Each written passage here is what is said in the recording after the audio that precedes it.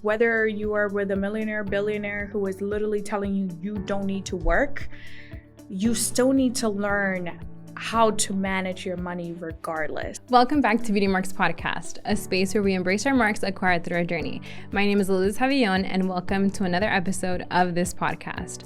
I am here at Hi Hello Labs in downtown Orlando in this beautiful studio, and if you haven't, make sure to check them out for any studio, production, video needs. They make things 10 times easier. And I'm very excited for today's podcast episode because I have a very special guest, Brendalin Caceres, and she is an entrepreneur. She's a woman of many hats and many talents, and she is someone that I've been following along for a while, and I'm really inspired by who she is as a woman. She's ambitious, single, talks a lot about independence and just kind of being someone that has your goals and just alignment in your life holistically. And so I'm just really excited for the conversation. So I just want to welcome Brendalin. How are you? Hi, I'm good. That was such a good introduction. Girl, I mean, I know you sent me. She said, what? No, I know she sent me like this long one, but I'm like, girl, no. I'm going to tell you how I see you. Yeah, I don't mind. Thank you. That was very kind of you. Of course. I honestly am genuinely inspired by you because I feel like you see a lot of women. You know, I'm single as well and just kind of like on my path and journey. And I feel like you make it very relatable to like things that you talk about with dating, with just work, with like balance between things. Yeah. And so I feel like I connect with you on a different level, you know, That's with awesome. that. Good to know. Yes. So for those that don't know you, like, can you share a little bit about what you're passionate about? What brings you joy? Yeah. So I always like to say that, you know, I have a lot of passions, and I feel like a lot of us do, but I like to focus on what my purpose is instead of my passion, because I feel like passions change over time consistently. Yeah. Like I could be passionate about volleyball and want to just do volleyball a season in my life, and then that passion might fade away, and I'm like, okay, now I want to do clothing. So I like to think about it more of like, okay, what is my purpose and what do I enjoy doing instead of what am I just passionate about? So with that being said, I love business. I think that is my purpose and has been since I was very young. I love the startup process of creating businesses. Anything that has to do with business, it doesn't even matter what type of business it is. Just the concept of what being and creating a business entails. But aside from that, on like personal side, I do enjoy eating a lot and traveling. I'm a huge foodie. I enjoy working out. Play lots of sports. I dabble into whatever you send me up to do. So yeah. I love that. And you love to dance. I see your dance videos. I love to dance. How could I forget? Girl. I mean, you can tell that I actually like follow her because that's my first love. Yes. I guess I assume that you would know dance that. Here and there. Dance. No, so I've been taking salsa classes for like about a year now. Super fun. Took Dominican bachata this week. Girl. Next level. Yes. Next level. It's My so legs were burning. Yes. If you want to build calves, just learn how to do Dominican bachata. Yes, but I love it. I feel like that's such a fun thing, like just dancing, music, all of that. And yes, I see it through your stuff that you enjoy. Honestly, dancing, it's like, I don't know, like it's just truly joyfulness for me. Like I could be doing anything in the middle of work and I'm like, okay, I can get up and just throw a couple steps and I'm good, and it just energizes you. Yes. So, yeah. I feel like it gets me out of my head. Like I feel like I'm like absolutely not even thinking about anything else, just like in the moment. But I love that you shared those passions, and I'm sure she enjoys a lot of things. But I love how you said that you're really about more like purpose. So first, I know that you started your business a few years ago. You went to school. So where did you find first that your purpose was more like business and like Brendalin and Cora? So let me backtrack. So I went to school at UCF, studied finance. I originally started with hotel management. Like that's where I wanted to go because at some point in my life, I want to be able to own a hotel or some sort of travel hosting experience for people. So that's what I was going to do. And then I got into like a general business class and it just clicked. And then I was in between finance or accounting. And then finance was just way better for me. Like I didn't like the whole accounting piece. Yeah. So I focused in finance. And after that, I did do some work in finance. So I got my work experience, quote unquote, and then I went in to do my MBA, which also was in finance. So when I got my first job, which was at Verizon Communications, I was there for like 6 months, and the work that I was doing just wasn't, it was too easy. And I felt like I would just go in, do my work, and I was like, okay, this is not motivating me to do more. It is repetitive. Yeah. And I was just like, okay, let me start looking into something. So I had just moved out of my parents' house. Okay. I graduated at 19 and I started working literally like the week after. And I moved out at 20. And I was like, okay, like, what do people do? Like, when they get off from work, like, because I was so used to going to school after work that I was like, okay, like, I have too much time in my hands. And I started looking into e-commerce because I genuinely liked fashion. My grandmother was a seamstress and she used to make all of my little, like, occasion dresses. Yes. So I would always see her sewing in the machine when we lived in Dominican Republic, and I was just always around that. And then, I don't know how to say this in English, but manualidades. It's like you learn how to sew, but it was, again, I don't know how to call it in English, but basically you have this piece of fabric and you kind of sew in and you make a like figure. Like I can embroidery. It's like embroidery, but like you actually make it by hand, and it has like a it's like a circle thing that you do through the bottom, and you go through the bottom and you make that. So that was kind of like something that I would do after school, because in Dominican Republic we don't, like, school stops at like 12 or 1 p.m. So what do you do after? There was always some extracurricular activity. So that was that. So since a very young age, I've been around the whole like sewing thing and clothes. And do you know how to? Like, so yourself? I can't build a full-on garment for you. But if I have to, cinch something or sew a button or do a couple things, I can defend myself. And I don't have a machine at home, so that's different. So anyway, at that point in time, e-commerce was kind of the talk of the town, as they say. And I just started looking into it, and I looked into Shopify, and I was like, wow, like, this is actually interesting. And it was exciting to me to learn something new. Yeah. And I started looking at vendors from all over. I ordered a bunch of stuff from AliExpress, and they were terrible quality. They're cheap. And mind you, I was ordering some bulk items just to test out potential vendors, because production in China and anywhere outside of the US is a lot cheaper. And I just didn't know that we had production here in the States.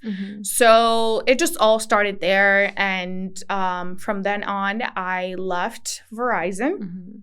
I went to get my MBA. And while I was doing my MBA, I was in the process of building that part. And then I came across Ivana, who then her and I became business partners. She has more of that retail marketing, social media, YouTube stuff experience. And I'm more on the like business side of, vision type of thing.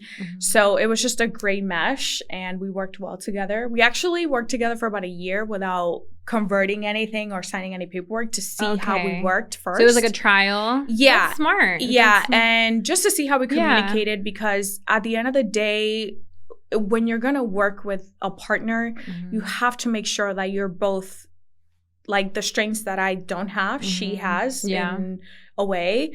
And I can also learn a lot from her. Yeah. And there's no like competition of like, oh, I'm doing this better or you're doing no. What's the goal? And are we trying to go in the same direction? Yeah.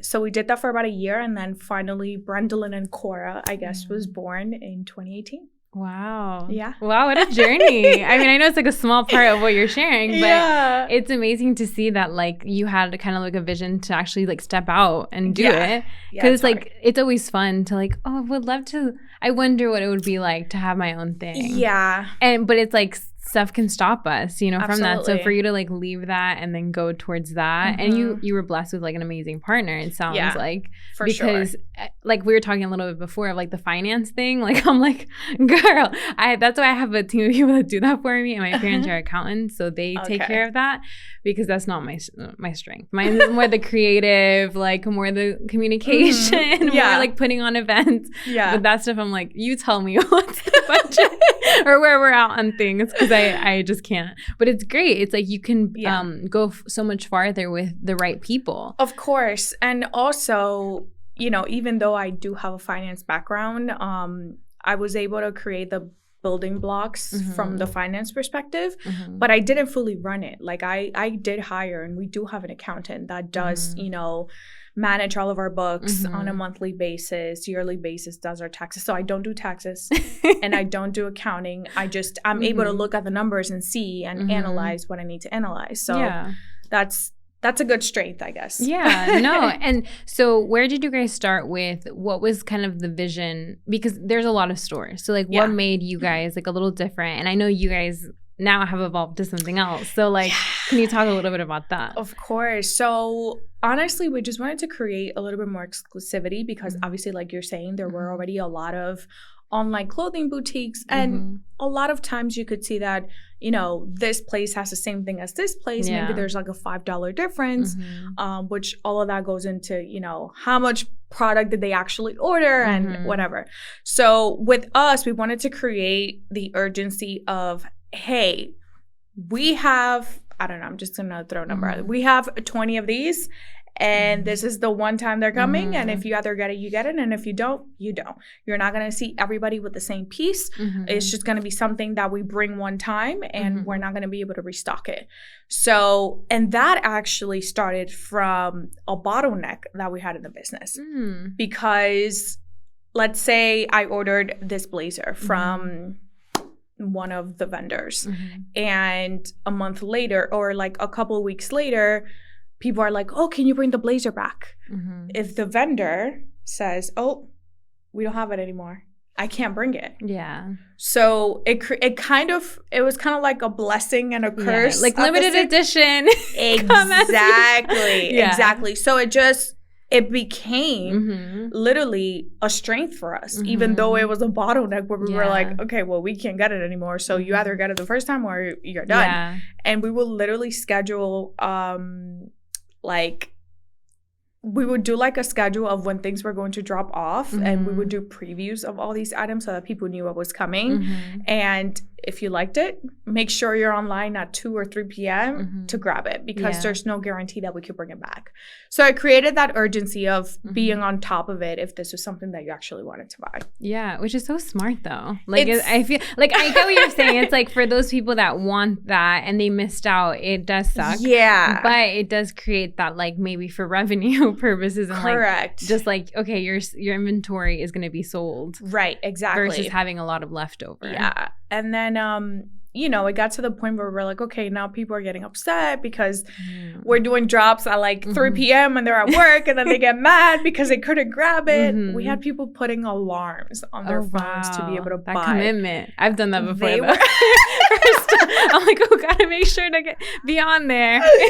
Yeah, so it was just interesting, and it was very exciting to be able to create, I guess we can call it that hype or expectation of like, okay, I gotta make sure if I really want this, I gotta make sure I can get it. Yeah. So it became a strength for us for sure. Yeah. And so where did now you guys have like your BC Bodyline and all of that? So can you talk a little bit about that? Of course. So after, we started it in 2018, I would say, like fully, the both of us. And we were both still working our full-time jobs and doing this, as another full-time job. And then I finally decided to commit to it 100% and had a stable consulting job with a great company.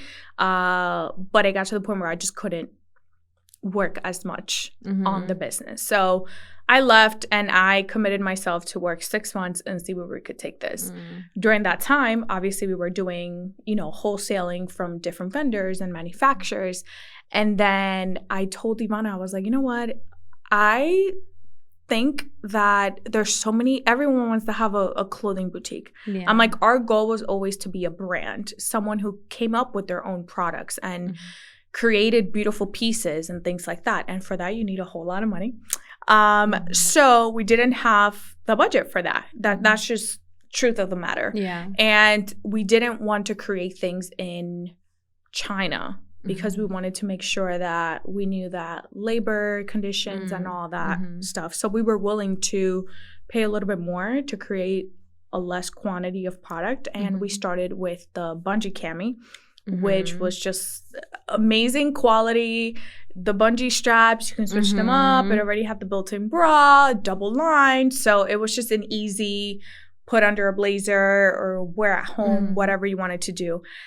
And then we were having a conversation because we used to bring a lot of bodysuits. And I was like, there has to be a way where we don't feel like we are literally suffocating our womanly parts to be able to wear a bodysuit. Yes. Like, there's just no way that we have to deal with this. Yeah. The whole purpose of a bodysuit is for you to, one, not wear underwear.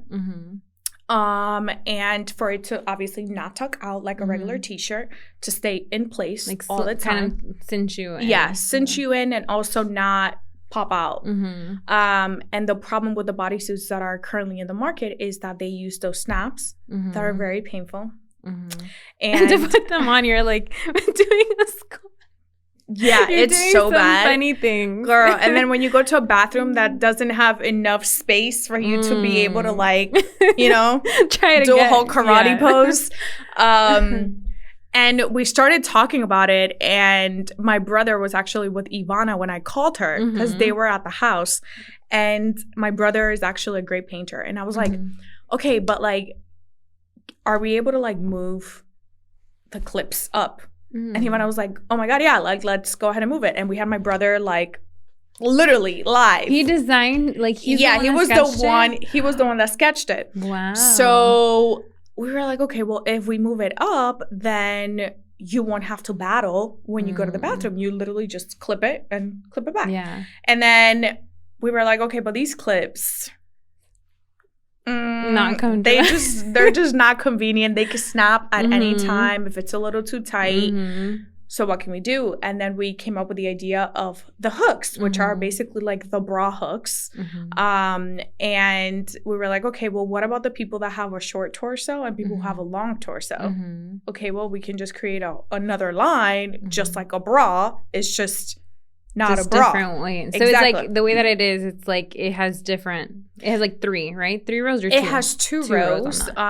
One of them, one of the bodysuits that we have, the asymmetrical long sleeve one, does have 2 rows because the fabric allows for it. The other ones that are like our bungee cami material, due to the material because it's so stretchy, you don't need 2. Yeah. So we only have 1. So we moved up the crotch 3 inches up, and we changed the clips to be the hook of an eye. And then again, the last part was you're not supposed to be wearing an underwear. But the reason why you have to wear an underwear is because, one, you have these clips bothering you all the time. So you can't be bare down there. And then the majority of the bodysuits that are created are not created 100% cotton. Because they need to stretch and they need to do this. And then, so it's a different type of material, which... We're going to get a little TMI on this.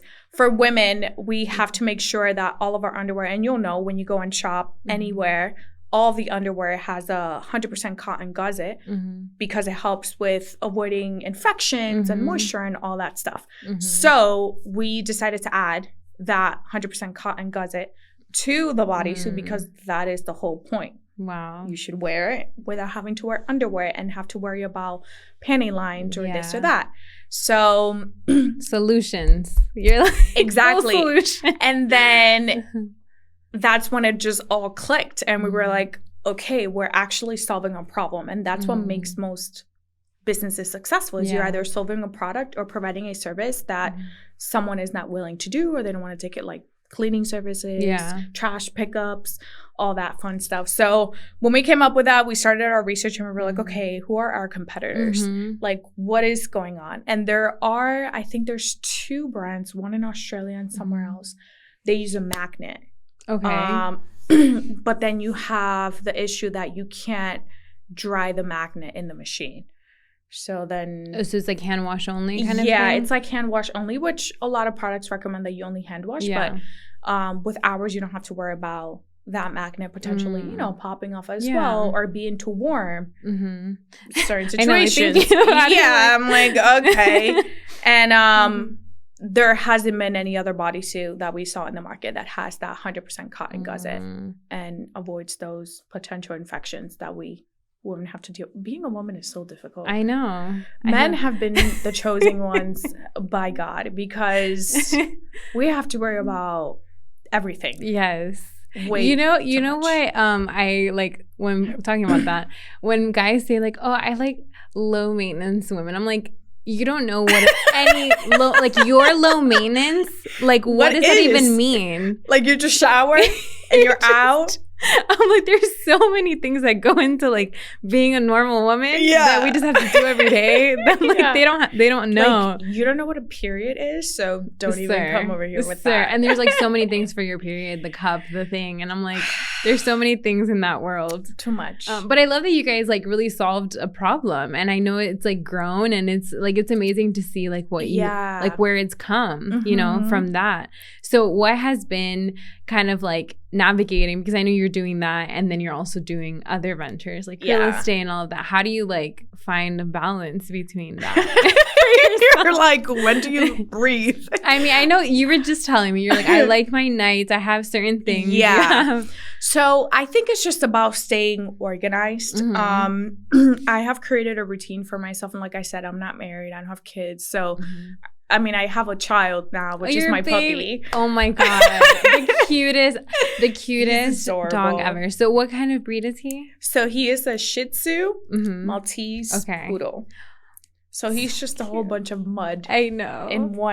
In one cup. So you're a new dog mom. That's a big responsibility. That is a huge responsibility. I did not know. Really? You weren't raised around like having dogs? But like our dogs were just raised so Dominican that my parents would just be like, go outside, do what you gotta do, come back inside, here's your food, okay, we're done. Yeah. And they were never like bad dogs ever. Yeah. They were house dogs. We never really took them out with like other puppies and things.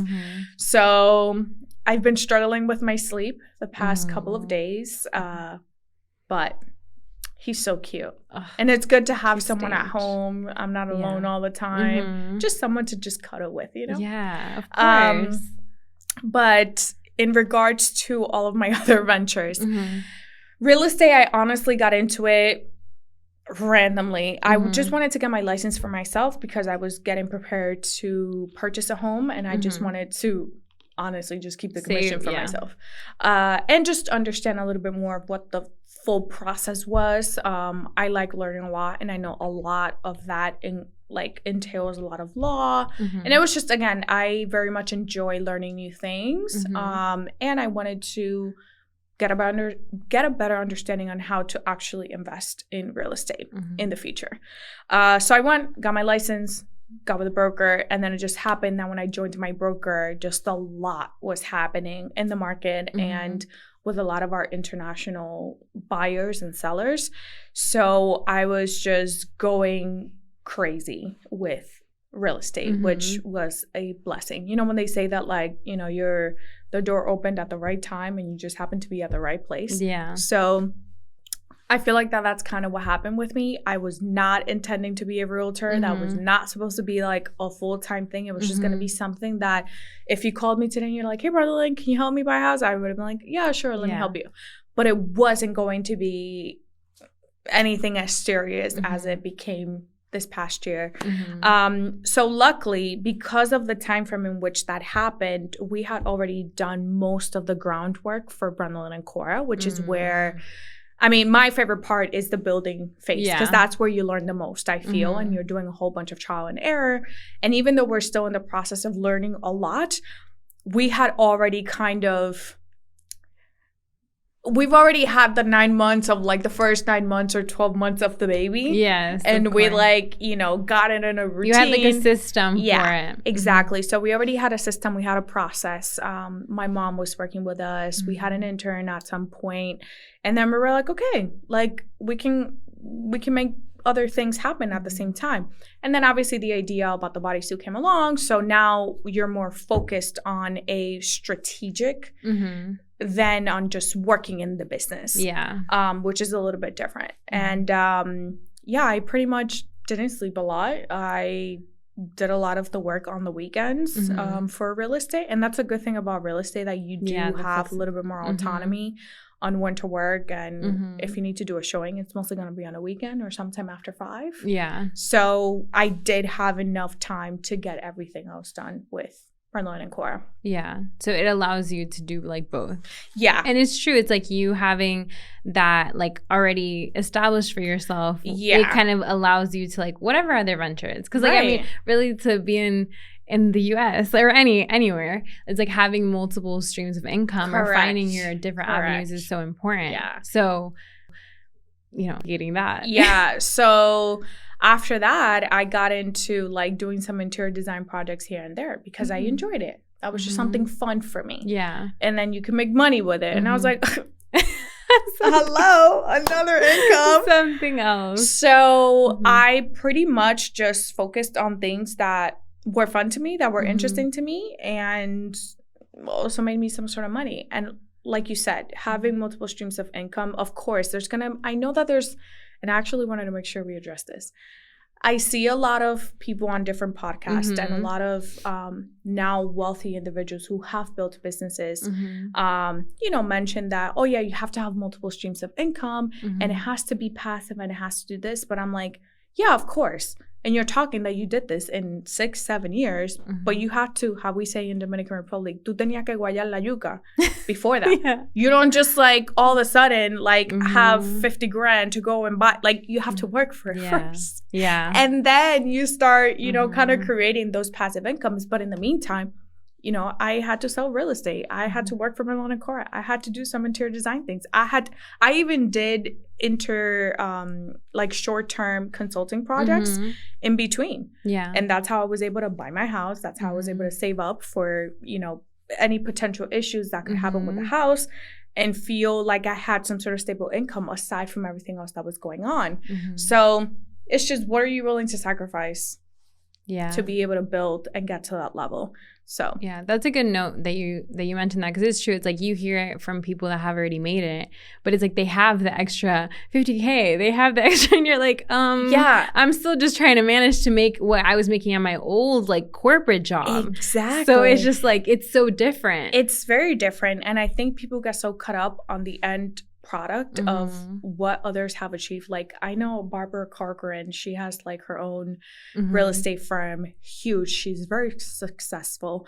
And there was a video roaming around on social media that I saw a lot of people share where she was like, oh, I don't save money. She's talking about that she sold the company for like 60 million and she's like, oh, I don't save any money. Do you not think that she has at least 3 to 6 months of savings just in case something happens and someone literally steals all her money at some point? Like, what she means is that she doesn't stash $50 million in a savings account to do nothing. Like she invests in it, and it's working for her in different areas. So people take that as like, oh, I don't have to save. I can just go buy a $5,000 bag and it'll come right back to me. And I'm like, well, do you have triple that in your savings in case you break a leg next week and you can't work for 6 months? You know what I mean? Yeah. So when I hear that and I see people reposting, I'm like, you guys are missing the point. Like the backstory of like, yeah, she has probably 10 million in her savings or 5 or however much she's. Yeah, no, it's like we're not taught, especially women, we're not taught about finances and we're not taught about navigating money. And so that's important. Where, as the single woman, and that's why like when I said about I relate with you, is like I've had to do a lot of research on my own. Like I don't have someone like, you know, like when you're married or you have certain things, it's like it's most of the time it is the guy that navigates that. Yeah. And so how have you learned to do that yourself? Well, I like numbers, so yes. that's so number naturally. one. Naturally, I enjoyed that. But I will say that too, I do come from a family that doesn't, we don't come from money. My dad came to the States when he was 22 years old and has been working since he was 9 in Dominican Republic. And even though we've never created, I would say, wealth to the extent that a lot of people do, my dad had a lot of great habits when it came to managing the little that he did have. So and I can't remember the verse, but there's a verse that said, essentially it's just saying that, like, if you can't handle the little that you have, you're not going to be able to handle if you get 10 or 5 million, which is what happens to a lot of people who win the lottery. Within a year, they're broke again because they don't know how to manage. They don't know what to do. They're like, oh my God, I have $10 million. I'm just going to go and buy everything that I was never able to buy. And they don't invest it or think about how to actually manage that. So I learned a lot of those skills from my dad with the little that he produced for us. And for the family in general. My dad always had a stash. Always. Like in hidden under somewhere. the mattress.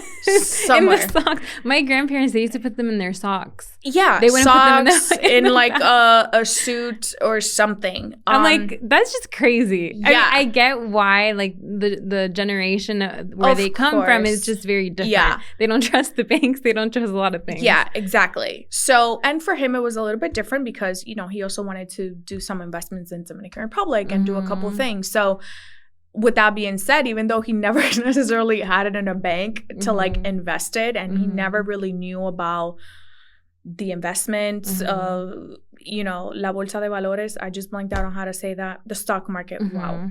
The stock market and all that stuff. I learned a lot of that in college. So I'm like, okay. With all the finance bros. Right. So I'm like, okay, well, I'm learning this. But truly, it was about budgeting in our house all the time. And I'm very alert.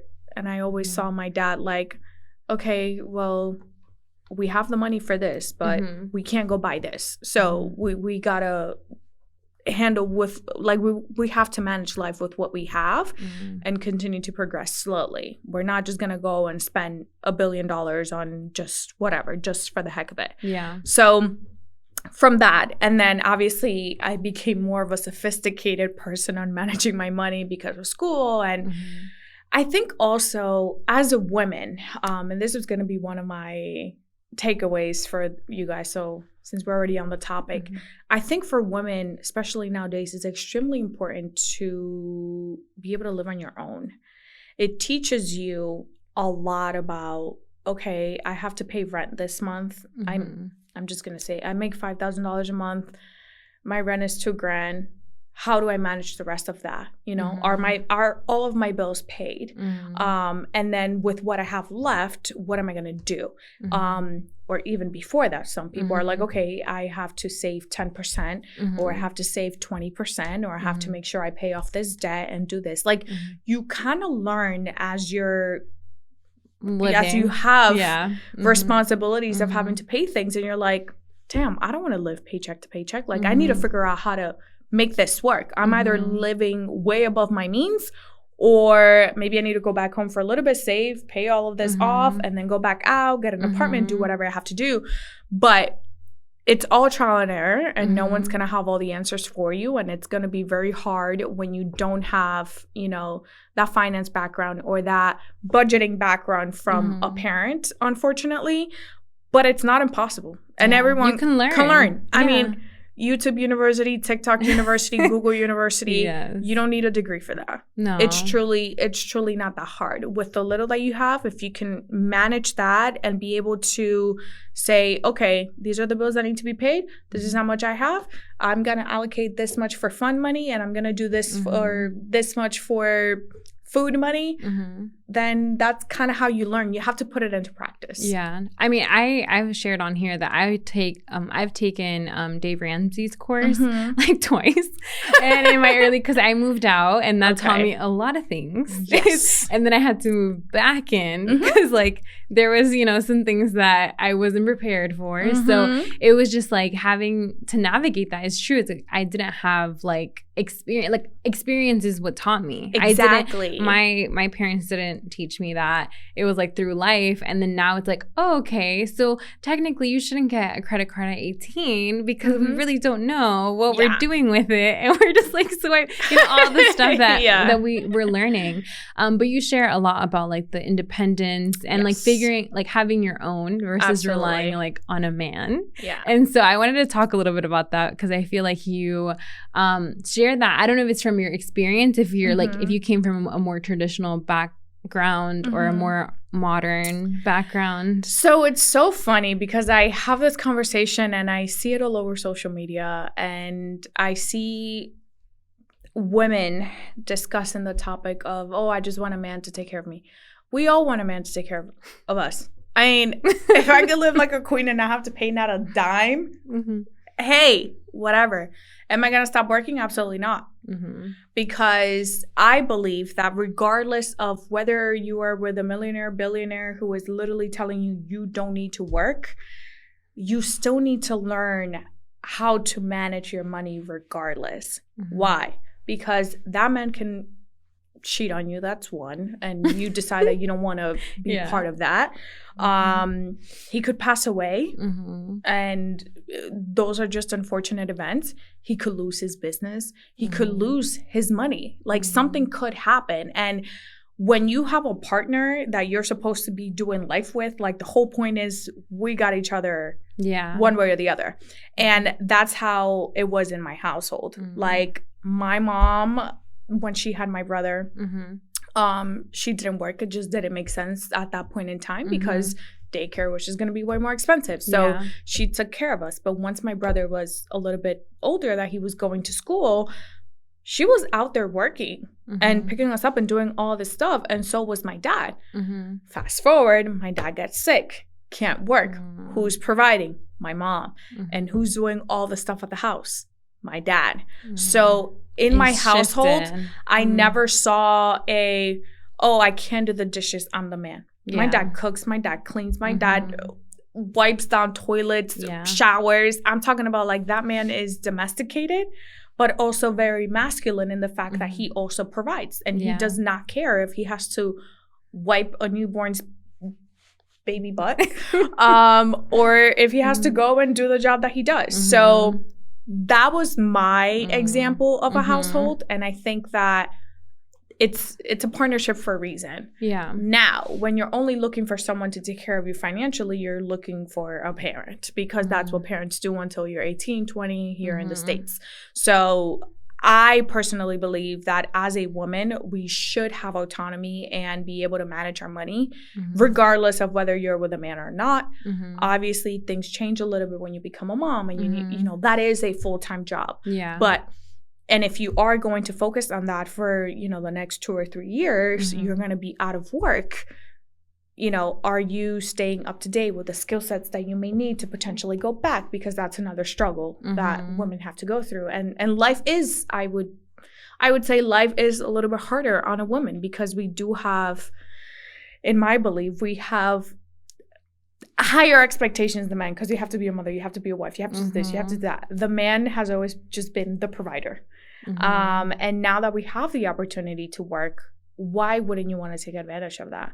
And I see, I think it's so funny. Anytime I see a TikTok of women talking about like, who were these women that were fighting for women's rights for us to work? I said, well, there were a lot of women that had to stay in very toxic, unhealthy, mentally, physically, emotional situations because they couldn't even open a bank account. They were not allowed to work. They didn't know how to have a voice. They didn't have anything. So now that we do have that, we're going to be like, no, I want to be a stay-at-home because like whatever. Which again, if that's the lifestyle that you want and you're willing to take the risk of literally not doing anything for yourself because that's just what you want, just know that there is a risk of this person potentially failing you or something happening to them from a health perspective. Money comes and goes. And I think it's just really important for women to just have their own one way or the other, with or without a partner. Yeah. I've seen that a lot with even moms that stay, their whole, like, up until their kids stay. Yeah. Then at that point, when they're already 18, they're, like, trying to rediscover themselves. Correct. And so I've seen that firsthand to be like, it's still something that as a human, as an individual, we still need to have our own things, like our own skills, our own like hobbies, our own lives. Correct. And that means sometimes even more with your income, you know, like, so I'm a really big believer in that. I grew up very non-traditional, like very modern. So my mom has always played a big role in like finances. My dad has stayed at home with us. Like it's fluctuated so much. So when people ask me like, what do you bring to the table, or like in dating, I'm like, boy, like I hate that question. Yes, I hate that. I do have goals and I do have things for myself. So it's like, it's not that I want someone to mantenerme. It's more the things that I want it to be like a partnership, you know, that we're both like working together. And I will clarify that does not mean 50-50. Okay. It is obvious that if a man is making more money than you, then, you know, obviously everyone decides how they're going to divvy up their finances or whatever. But I think also women misinterpret, then if I have to pay something, then that means we're going to go 50-50 and I shouldn't have to pay 50-50. And I'm like, whoa, no. But are you saving that other 50 for when something happens, or are you just blowing it up on whatever you want? Like, I don't know. Like, couples are very different with that. Everyone is very different. Even married, like I've heard very different dynamics. But I know as like a single woman, I know it's more like what you bring to the table is more of like the things that you have for yourself that are going, which I feel like are so important for us to be well-rounded and not depend for someone to save you. Yeah. Like to be like, when I marry that, of course we all want like the fairy tale thing, but it's like there's a lot of cost that comes with that. And a big percentage of us will not end up with a millionaire, which is fine. Millionaires are like 1% of the population. Yes, exactly. So I'm going to need you all to relax. And go make some money. I know, Winter Park, I don't know, there's a few. But no, so how has your mindset shifted just in your dating, relationships, and even how you see things now from like your 20s and to 30s now? Because I know you share a lot about that. Yeah. So in my 20s, I was because I just thought that was what people did. Like, you do relationships for marriage. Like that's what I was kind of brought up in. And then I quickly realized that in our culture nowadays, that's not truly what a lot of people think it means when you're like getting to know someone or dating. So in my 20s, I did have, you know, a couple of by a couple, I mean like two, a couple of situations in which I had to learn that when someone's not being clear with you, there's nothing else for you to try to get out of that. Like, I think that was probably my biggest lesson in my 20s. If it's not clear, like Brene Brown says, if it's not clear, it's not kind. And if you need someone that's going to be very honest with you and say, hey, this is what I'm looking for. I don't want anything serious. Oh, okay, cool. I do. So we're just not going to work. And I think that's where we are right now in society, where people want their cake. And they want to eat it too. And that's just not what I look for. And it's just never been something that I'm like, oh yeah, like let's do this for fun.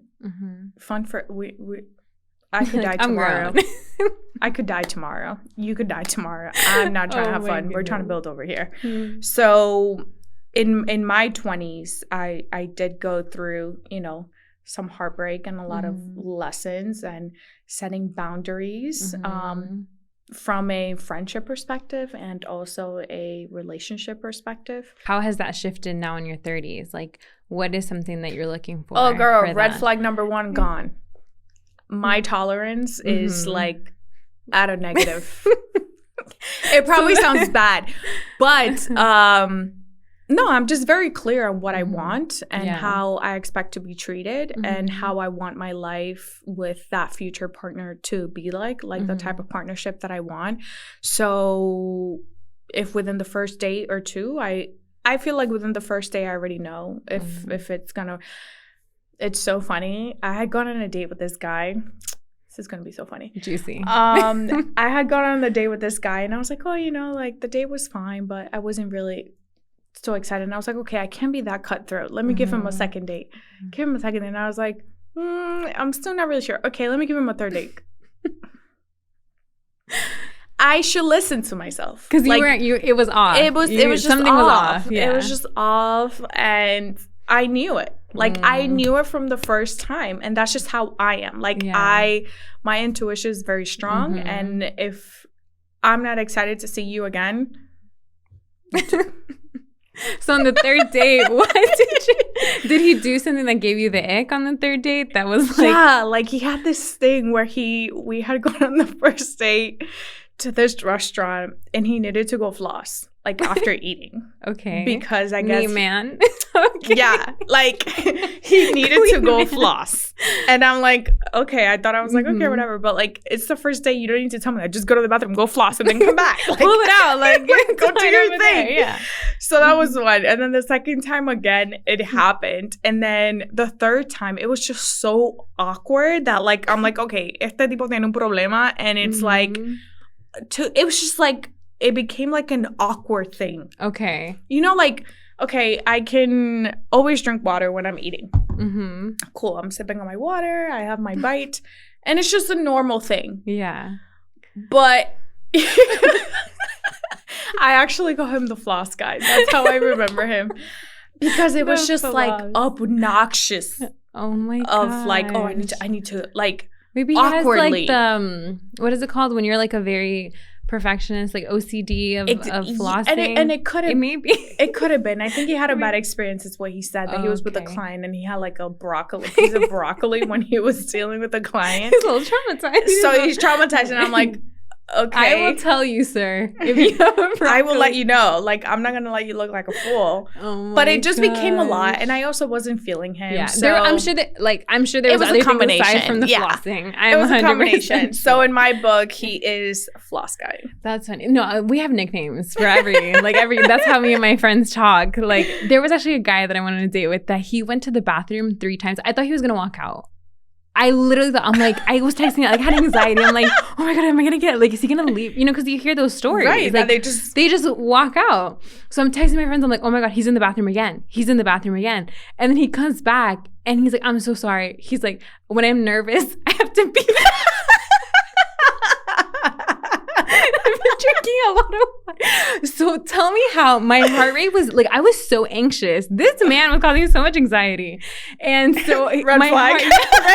Yes. So I was wearing my Apple Watch and my heart rate was like at 100. Oh my God. Yes, I know, girl. I was like going through it that day. And he was like, are you okay? I'm like, I'm gonna be so honest. I think you're gonna walk out. I was like, he's like, no, I'm so sorry. I like drink a lot of water. I need to start drinking.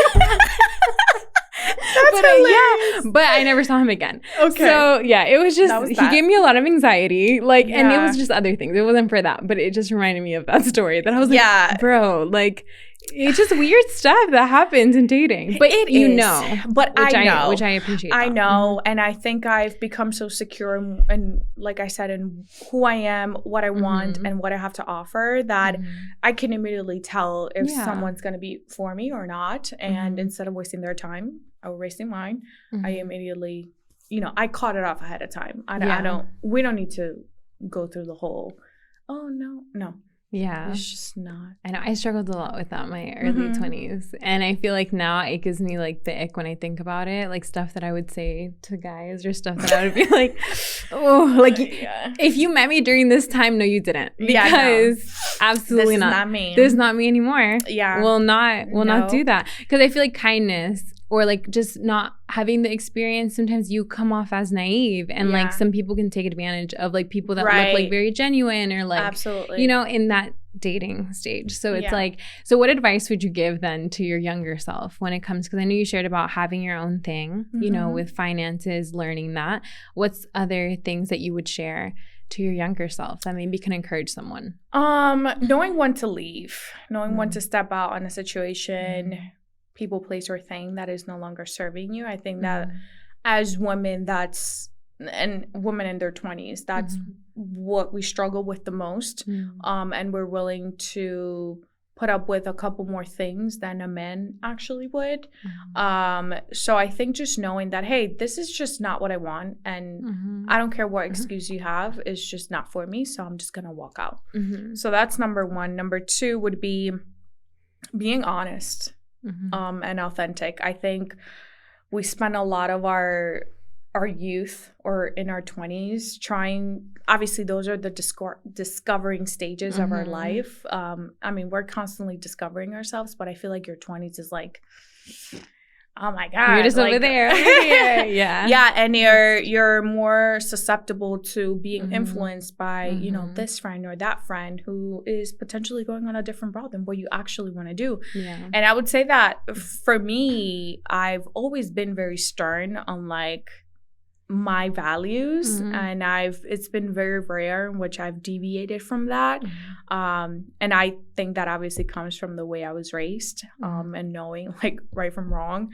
I've never had any interest in trying drugs or getting drunk to, you know, going to frat parties or anything like that. It was just never a thing for me. And it could also just be a cultural thing because we didn't have those things in Dominican Republic. Like there's no such thing as like a frat party or anything like that. Or like living in college. There's just like it doesn't exist. But I'm sure there's those groups of people that bad influences. So I've never been quote unquote bad influence because I'm very good at identifying like, okay, this is probably not it just doesn't align with my values. And that's where discipline comes in. You know, discipline it's being able to like lead your life in a way that is obedient to you and your values. So when you don't have any sort of obedience within yourself, someone else can come in and basically distort you in one way or the other. And you're just kind of like, oh yeah, let's go try that. No, I don't need to try that because that's just not, it doesn't align with my values. So I think obedience is very, very important. Obedience to yourself and discipline of knowing what aligns and what doesn't and being able to easily identify it. And you do that when you're very secure on what those values are to you. So. And that sometimes takes years to figure that out. It does. To some people. Yes, to some people. Because how you said, like, when you have those values for yourself, no matter what other people, like, it's just, like, no te atrae. Like, you don't, like, want to go certain places. Or you're like, no, definitely see that. Definitely see that. But it takes a lot of that because sometimes you feel kind of weird or, like, that you don't fit in certain places. Because you're like, this is what everyone's doing, you know? And then, but I don't want to do that. So funny you brought that up because I was just talking about that on Instagram a couple of days ago. I was like, you know what? The other day, I was just like, damn, like I really didn't party hard when I was in my 20s. I wasn't, you know, sleeping around with people and like at frat parties or doing this or like doing all these other things that like the typical college American student would do. And I didn't feel like I missed out on anything. You know, I genuinely don't feel like I missed out on anything. So it goes to show how important those values are when you're very clear on those values. And I found myself like, damn, like, did I truly miss out? Like, should I go to like, downtown? Do I? No, I'm kidding. I'm so kidding. Not the downtown. Not the downtown. No, because I went in my late 20s. That's why I say that is because I actually didn't have that stage either, and I actually went like for the first time, not even clubbing. It was like Mathers or something. Yeah, and like Mathers is very cool. There's a lot of places downtown that are, you know, I think downtown it's growing a little bit and people are trying to bring a different vibe, a more upscale vibe, or more loungy, which is awesome. And obviously in order for us to network with other people and meet other people, we do need to go out every now and then, but you will not catch me downtown at 1 o'clock in the morning. Absolutely not. No. You're like in bed early too, right? I'm in bed very early because I wake up very early. Yeah. And I have a routine. You know, I don't look at my phone the first hour that I wake up. I just focus on going to work out, doing what I have to do, and then getting to work. But yeah, I feel like we all need to. It takes some people a lot of time, but I'm the type of person that like I don't need to. Like if I saw that someone had an experience and it was not a good experience, I don't need to go try it to make sure that I don't have the same experience. I know a lot of people learn by doing. I also like to learn from example. So if I can avoid getting the same pit hole that you got in because you made a bad decision, I will avoid it. Yeah, that's smart. That's just smart. It's like I don't need to be the second person to be in the same space. Absolutely not. No, thank you for sharing that. I know it was a little brief of like all the things that you talk about, but and I feel like we can talk for a lot longer. Of course.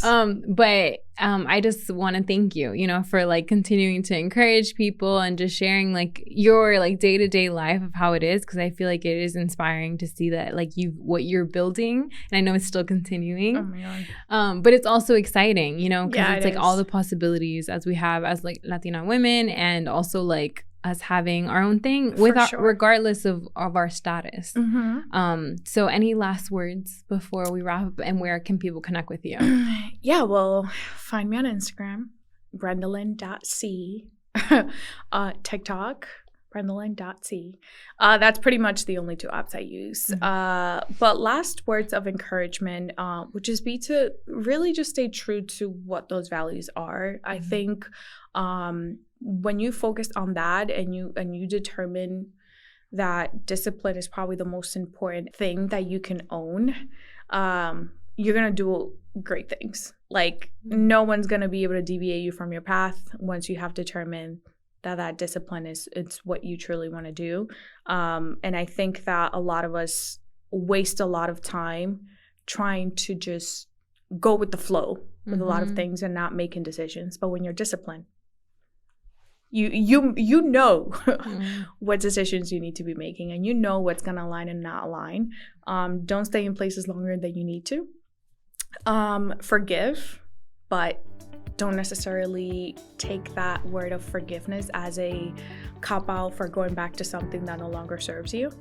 And make sure you have 3 to 6 months saved up in case something happens. Wise words. Thank you so much, Brendalin. And I've enjoyed this conversation. I've learned a few things, and I'll continue, you know, following up with you, and might have you back for a little Q&A session. That would be awesome. I actually would be down for that. That would be fun. Cool. That would be fun. No, but thank you so much. And thank you guys for tuning into this week's podcast episode. And make sure to share it with a friend. Let us know what you think about this episode. Make sure to subscribe to this podcast, leave a review, and I'll see you guys next week.